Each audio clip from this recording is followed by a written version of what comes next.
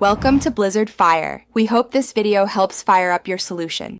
You start by confirming basics you can change immediately. Check router power lights and your ISP status. If lights look abnormal, unplug both modem and router. Turn them off for 10 seconds and wait 30 seconds before powering on. This clears temporary faults. Once done, restart your computer or phone, then forget and reconnect to the Wi-Fi network so you reset saved settings. These steps resolve many transient disconnects and show whether the problem is local or upstream. Now you dig into configuration and interference so you learn how and why drops happen.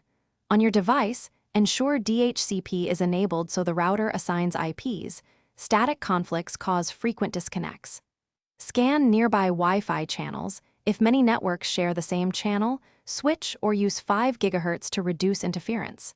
Next, update router firmware and your device's Wi-Fi driver because bugs and compatibility fixes often stop random drops.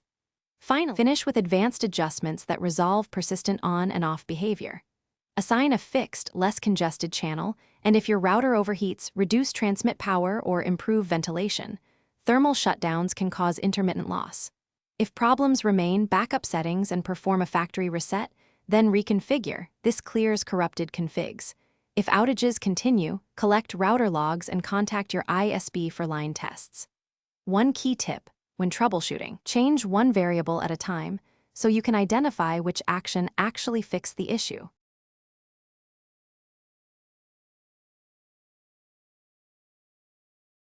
Thanks for watching. If you found this helpful, don't forget to like and subscribe.